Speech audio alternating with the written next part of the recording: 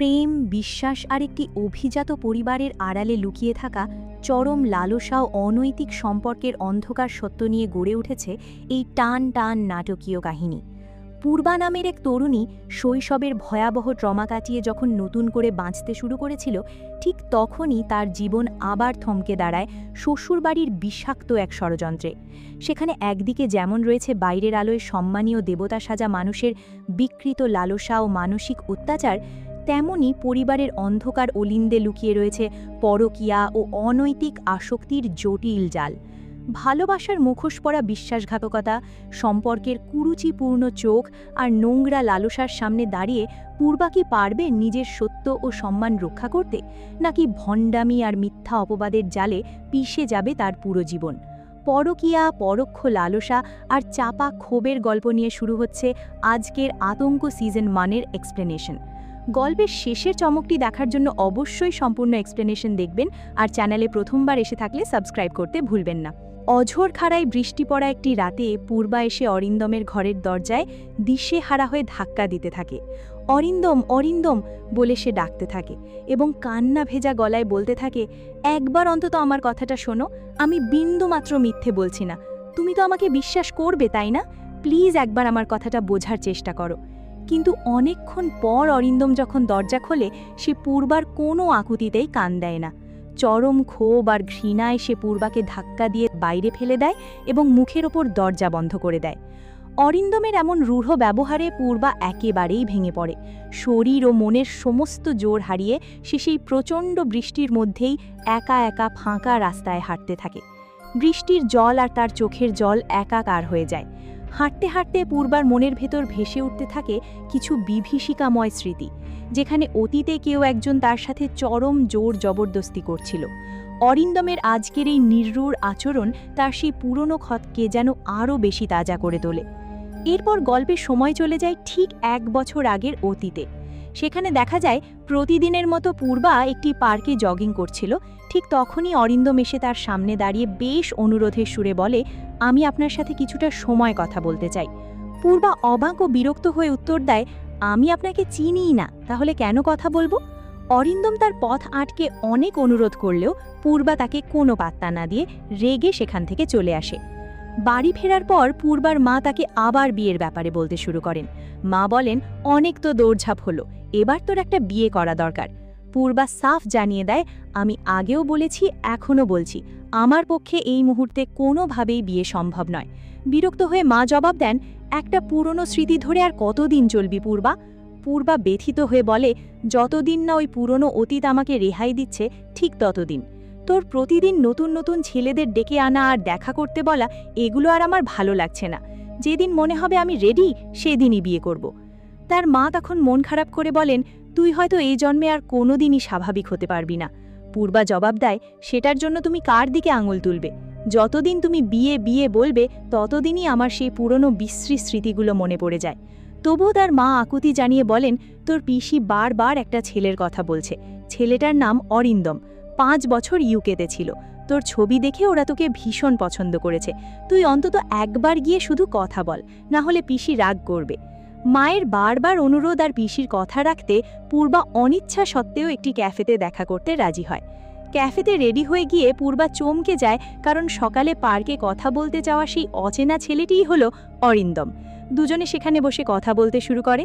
ঠিক তখনই একজন ওয়েটার অর্ডারের খাবার নেওয়ার সময় দুর্ঘটনাবশত ওয়েটারের হাত পূর্বার গায়ে লেগে যায়। স্পর্শ লাগার সাথে সাথে পূর্বা মারাত্মক ভয়ে কেঁপে ওঠে এবং অস্থির হয়ে যায়। তা দেখে স্পষ্ট বোঝা যায় পুরুষ স্পর্শের সাথে পূর্বার জীবনের কোনো বড়সড় অতীত ট্রমা জড়িয়ে রয়েছে। পূর্বাকে এতটা বিচলিত হতে দেখে অরিন্দম জিজ্ঞেস করে, কি হয়েছে? আপনি ঠিক আছেন তো? পূর্বা কোনো মতে নিজেকে সামলে নেয়। অরিন্দম তখন জিজ্ঞেস করে, শুনলাম আপনার নাকি বিয়েতে ঘোর আপত্তি, তাহলে কি শুধু নিয়ম রক্ষা করতেই দেখা করতে এলেন? পূর্বা গম্ভীর হয়ে বলে, আমি শুধু ছোট পিসির কথা রাখতেই এখানে এসেছি। অরিন্দম আবার জানতে চায়, বিয়েতে আপনার এত আপত্তি কেন? কাউকে নিশ্চয়ই ভালোবেসেছিলেন, আর সে আপনার বিশ্বাস ভেঙেছে। পূর্বা সেই কথার কোনো জবাব না দিয়ে বলে, দেখুন, সকালে আপনি একটা উদ্দেশ্যে আমার কাছে এসেছিলেন, কিন্তু আমি আপনার সাথে পা মেলাইনি এবং ভবিষ্যতেও কখনো মেলাবো না। সেদিন রাতে ঘুমোতে গিয়ে পূর্বা আবারও দুঃস্বপ্ন দেখে আঁতকে ওঠে, যেখানে অতীতে একটা লোক তাকে ভীষণ বাজেভাবে স্পর্শ করছিল এবং তার সাথে অত্যাচার করছিল।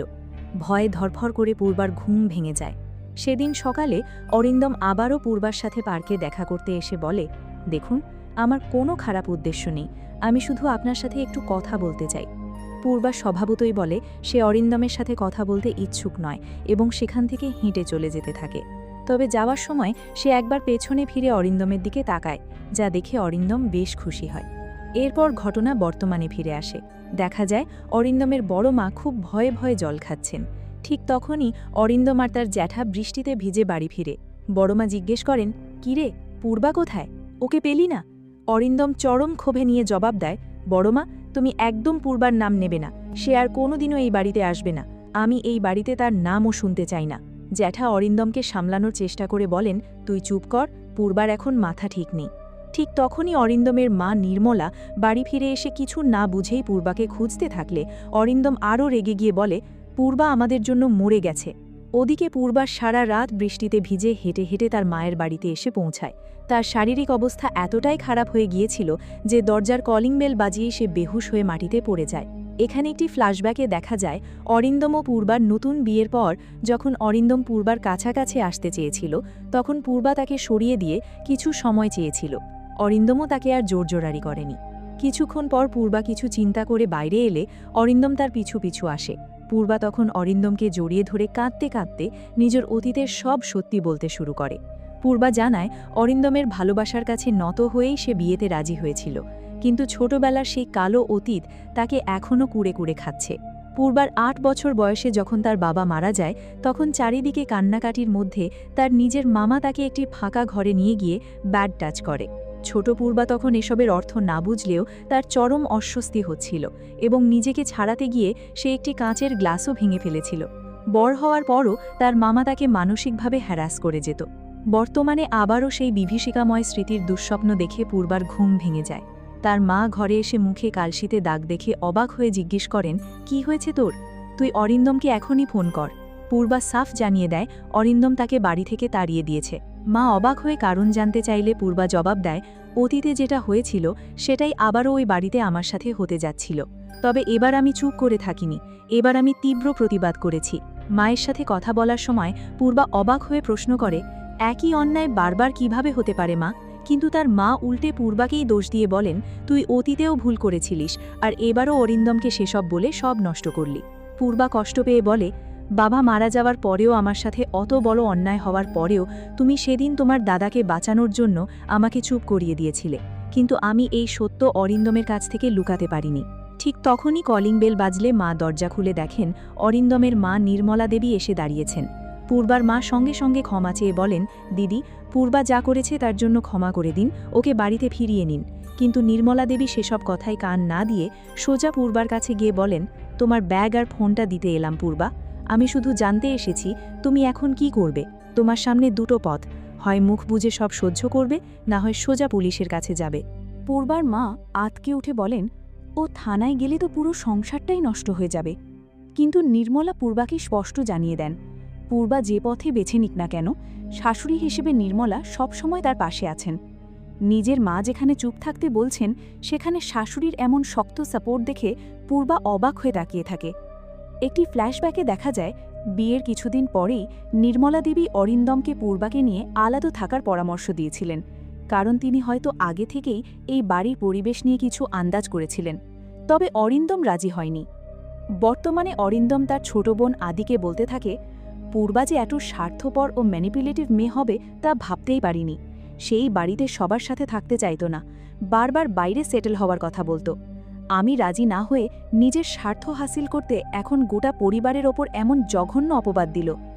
আদিও অরিন্দমের কথায় সায় দেয়। কথা বলার মাঝেই তাদের বাড়ির পুরনো কাজের লোক হরিকা সেখানে এসে দাঁড়ালে তারা কথা থামিয়ে দেয়। কিছুক্ষণ পর নির্মলা দেবী বাড়ি ফিরলে অরিন্দম আর আদি জানতে পারে যে তাদের মা পূর্বার সাথে দেখা করতে গিয়েছিলেন। এতে তারা মায়ের ওপর মারাত্মক ক্ষিপ্ত হয়ে ওঠে। অরিন্দম রেগে গিয়ে মাকে বলে, তুমি কেন ওই বাড়িতে গিয়েছিলে?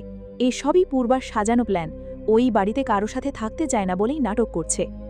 নির্মলা স্পষ্ট জবাব দেয়, একটি মেয়ে তার স্বামীর সাথে আলাদা থাকবে বলে নিজের জ্যাঠা শ্বশুরের নামে এত বড় ও জঘন্য একটি অভিযোগ এনে নিজেকে ছোট করবে?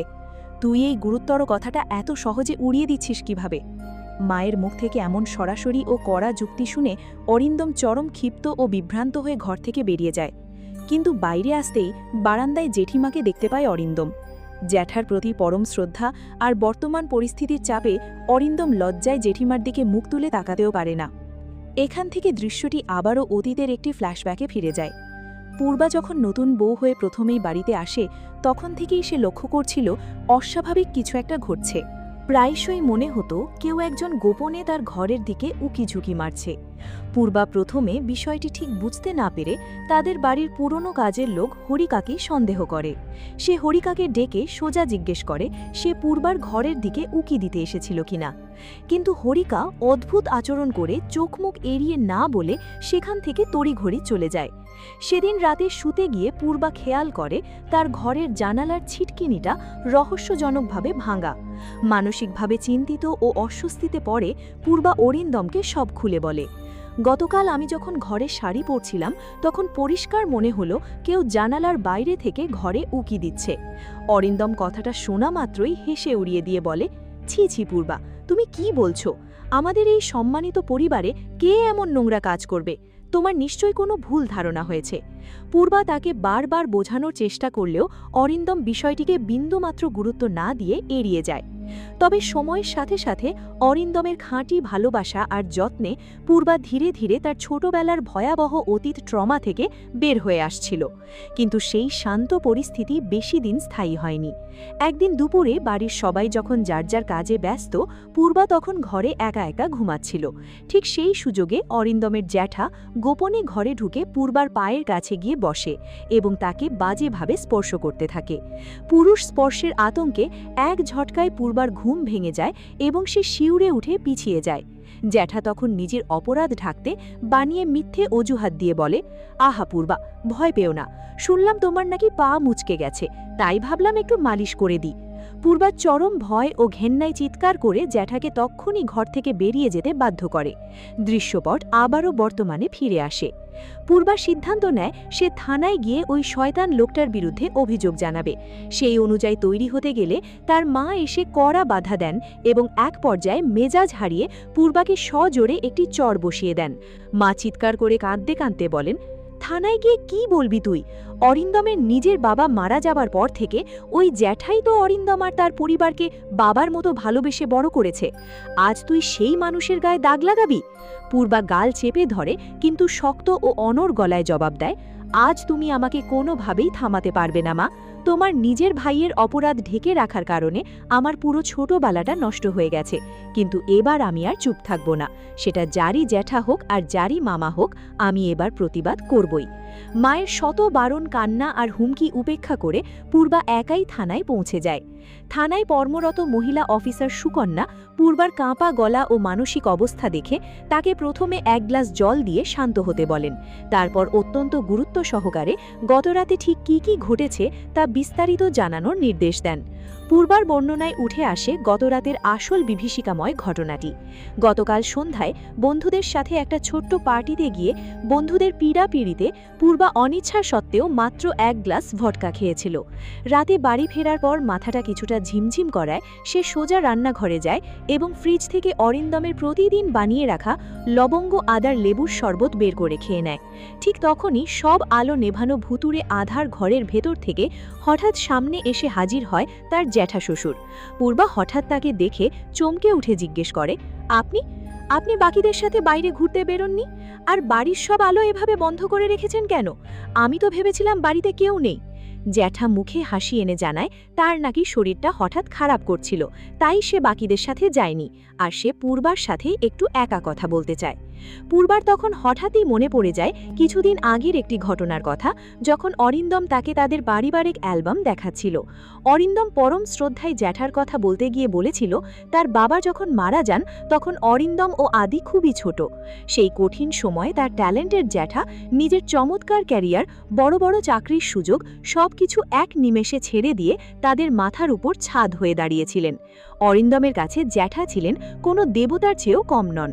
পূর্বা রান্নাঘর থেকে গ্লাস হাতে বাইরে বেরিয়ে আসতেই জ্যাঠা তার কাছে ছদ্মবেশে ক্ষমা চাওয়ার অভিনয় করে বলে, পূর্বা, সেদিন তোমার ঘরে যাওয়া আর স্পর্শ করার জন্য আমি সত্যিই ক্ষমাপ্রার্থী। আসলে তোমার জেঠিমা বলেছিল তোমার পা নাকি মুচকে গেছে এবং তুমি ব্যথায় ঘুমাচ্ছ, তাই ওভাবে গিয়েছিলাম। পূর্বা তীব্র কড়া গলায় উত্তর দেয়, ব্যাপারটা অত সহজ ছিল না জ্যাঠামশাই। অরিন্দম ও এই পরিবারের সম্মানের কথা ভেবে এবং শান্ত পরিবেশ বজায় রাখতে আমি সেদিন কোনো চিৎকার চেঁচামেচি করিনি। কিন্তু অরিন্দম যদি আজকে আপনার এই আসল শয়তান আর ভণ্ড রূপ দেখে, তাহলে সে কিন্তু মানসিকভাবে পুরো ভেঙে পড়বে আর সহ্য করতে পারবে না। তাই আমি সিদ্ধান্ত নিয়েছি, আমি আর অরিন্দম খুব শিগগিরই এই বাড়ি ছেড়ে অন্য কোথাও আলাদা হয়ে চলে যাব। পূর্বার মাথা প্রচণ্ড ঝিমঝিম করতে থাকায় সে নিজের ঘরে চলে যেতে চায় এবং অনুনয় করে বলে, আমার শরীরটা ভালো লাগছে না, আমি এখন ঘরে যাচ্ছি, আপনিও আপনার ঘরে চলে যান। কিন্তু চেয়ার থেকে উঠতে গিয়েই পূর্বা ভারসাম্য হারিয়ে পড়ে যাচ্ছিল, তবে শেষ মুহূর্তে নিজেকে কোনো মতে সামলে নেয়। পূর্বার মুখ থেকে এ কথা শুনে তদন্তকারী অফিসার সুকন্যা সূক্ষ্মভাবে জিজ্ঞেস করেন, তবে কি সেই লেবুর শরবতে ক্ষতিকর বা নেশাজাতীয় কিছু মেশানো ছিল? পূর্বা বিস্তারিত জানিয়ে বলে, অরিন্দম প্রতিদিন নিজের হাতে আদা ও লবঙ্গ মিশিয়ে একটি বিশেষ লেবুর শরবত বানিয়ে ফ্রিজে রেখে দিত এবং প্রতি রাতে বাড়ি ফিরে তারা দুজনে সেটি খেত। কিন্তু গতকাল রাতে ড্রিঙ্কটার স্বাদ আর গন্ধ দুটোই একদম অন্য রকম লাগছিল। পূর্বা সুকন্যাকে আরও পরিষ্কার করে বলে, সে পার্টিতে এক গ্লাস ভডকা খেলেও তার বিশেষ কোনো অসুবিধে হয়নি এবং সে নিজেই একা সুস্থভাবে চালিয়ে বাড়ি ফিরেছে। কিন্তু বাড়িতে পা রেখেই ফ্রিজ থেকে বের করে ওই লেবুর শরবতটুকু খাওয়ার পর থেকেই তার মাথা মারাত্মকভাবে ঝিমঝিম করতে শুরু করে। পূর্বা শতভাগ নিশ্চিত সে বাড়ি ফেরার ঠিক আগে কিংবা বাড়িতে ফিরে যখন কিছুক্ষণ ওয়াশরুমে ছিল, সেই সুযোগেই জেঠা শরবতের গ্লাসে কিছু মিশিয়ে দিয়েছিল। তা না হলে রোজ খাওয়া সেই শরবতে আজ কেন তার শরীর অবশ্যই আসবে? অফিসার সুকন্যা গম্ভীর হয়ে জানতে চান, শরবত খাওয়ার পর ঠিক কী ঘটেছিল পূর্বা দেবী?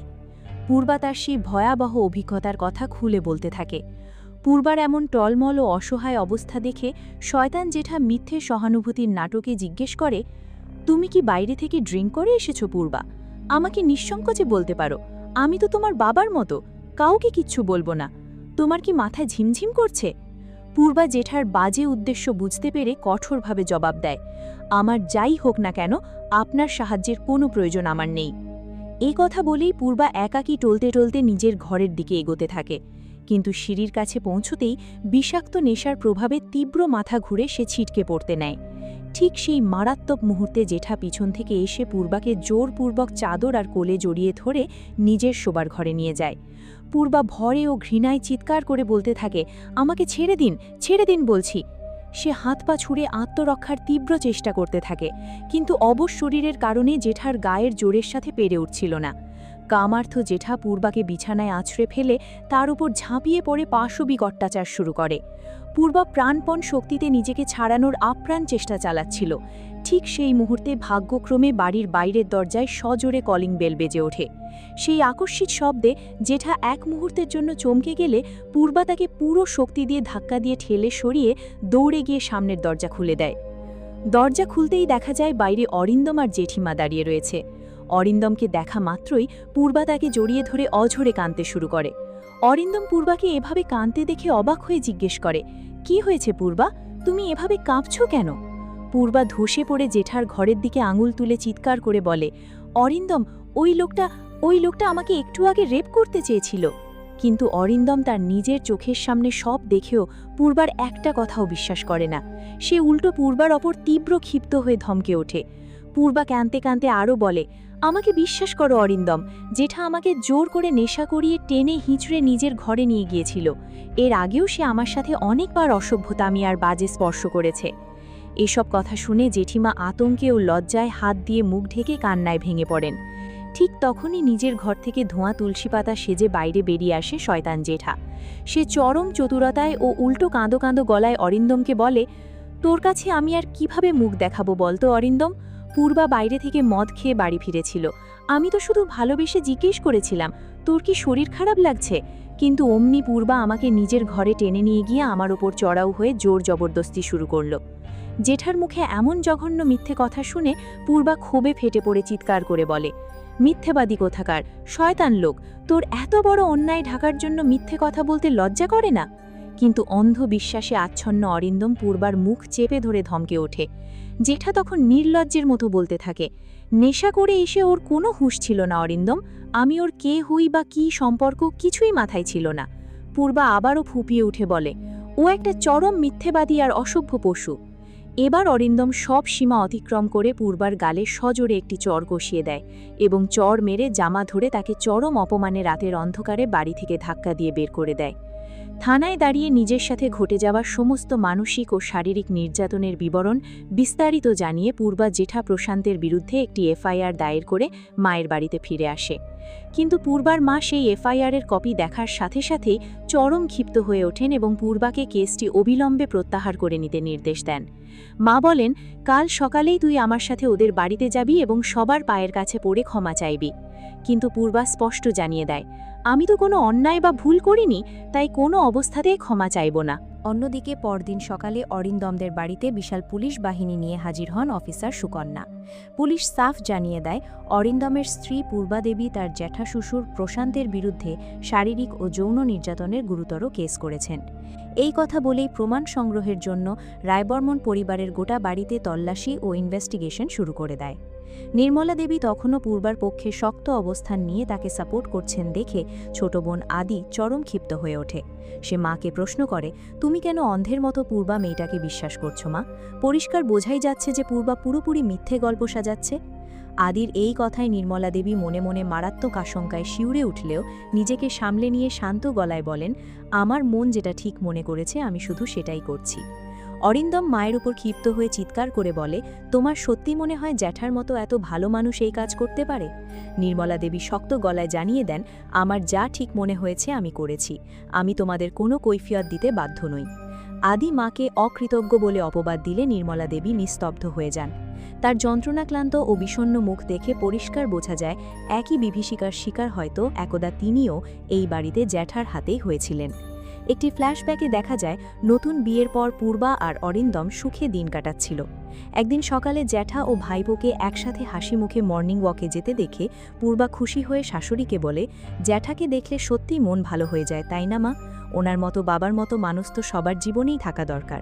কিন্তু পূর্বার মুখে জ্যাঠার প্রশংসা শুনে নির্মলা দেবী চাপা ক্ষোভ ও উৎকণ্ঠা নিয়ে পূর্বাকে পরামর্শ দেন যত দ্রুত সম্ভব অরিন্দমকে নিয়ে আলাদা সংসার গড়ে তুলতে। সেদিন পূর্বা বোঝেনি যে শাশুড়ি তাকে সেই মুখোশধারী শয়তানের নজর থেকে প্রোটেক্ট করতেই বারবার সংসার আলাদা করতে বলছিলেন। দৃশ্যপট বর্তমানে ফিরে আসে। রায়বর্মন বাড়িতে পুলিশ তল্লাশি চালিয়ে প্রশান্তের ঘর থেকে পূর্বার ভাঙা নখ ও ছেঁড়া শাড়ির অংশ খুঁজে পায়। এই নিরেট প্রমাণের ভিত্তিতে পুলিশ প্রশান্তকে তাৎক্ষণিক গ্রেফতার করে। অন্ধবিশ্বাসে আচ্ছন্ন আদি ও অরিন্দম জ্যাঠাকে গ্রেফতার হতে দেখে পুলিশের ওপর ভীষণ ক্ষুব্ধ হয়ে ওঠে। প্রশান্তকে গ্রেফতার করে নিয়ে যাওয়ার পর চরম ক্ষোভ ও বিভ্রান্তি নিয়ে অরিন্দম সোজা পূর্বার মায়ের বাড়িতে এসে হাজির হয়। আর ঠিক এই টানটান মুহূর্তেই ওয়েব সিরিজটির প্রথম 6টি পর্ব শেষ হয়ে যায়। পূর্বা কিভাবে অরিন্দমের কাছে নিজেকে নির্দোষ প্রমাণ করবে এবং প্রশান্তর মতো ভণ্ডকে শাস্তি দেবে তা দেখতে আমাদের অপেক্ষা করতে হবে পরবর্তী পার্টের জন্য। তো সিজন 1-এর কাহিনী আপনাদের কাছে কেমন লাগলো সেটি অবশ্যই কমেন্টে জানাবেন। আর সিজন 1-এর বাকি পর্বগুলোর এক্সপ্লেনেশন দেখতে চাইলে কমেন্ট বক্সে বাকি পর্ব চাই লিখে কমেন্ট করতে ভুলবেন না।